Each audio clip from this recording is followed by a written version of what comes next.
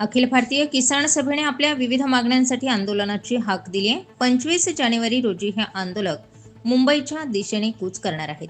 भारतीय संविधानाचे शिल्पकार डॉक्टर बाबासाहेब आंबेडकर यांना अभिवादन करून संविधानाचा आधार घेत महाराष्ट्र राज्याचे संघर्षमय शेतकरी नेते कॉम्रेड जे.पी. गावित हे 20 ते 25 हजार आंदोलकांसह नाशिकच्या म्हसरूळ येथून मुंबई विधान भवनाकडे पायी निघणार आहेत.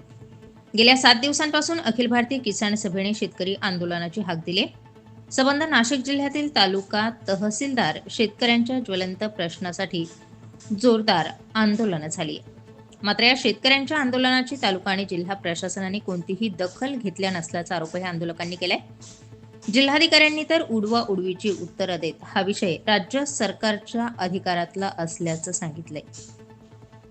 Comrade J P. गावित तसेच आंदोलकांच्या शिष्टमंडळाला सहकार्य न मिळाल्याने अखेर आंदोलकांनी मुंबईकडे निघण्याचा पवित्रा घेतलाय. Comrade J P. गावित यांनी कार्यकर्त्यांना यावेळी संघर्षाची कसोटी पाहणारी ही लढाई आहे. वारंवार फसवणूक करणाऱ्या विश्वासघातकी शासनाविरुद्ध लढायला आपण निघालोय.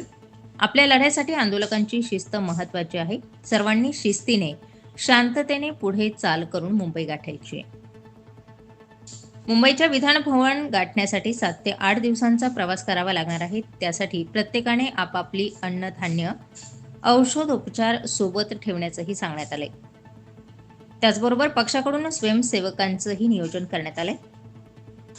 तसेच आंदोलनादरम्यान कुठल्याही ॲम्ब्युलन्स, विद्यार्थ्यांच्या वाहनाला किंवा कुठल्याही व्यक्तीला अडथळा होणार नाही यासाठी प्रत्येकाने सहकार्य करून आपली शिस्त दाखवायची आहे, असंही यावेळी कॉम्रेड जे.पी. गावित यांनी आंदोलकांना सांगितलंय.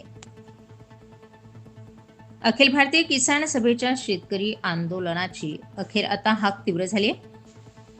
प्रजासत्ताक दिनाच्या पूर्वसंध्येला 20 ते 25 हजाराहून अधिक आंदोलक मुंबईच्या विधान भवनावर धडकणार आहेत.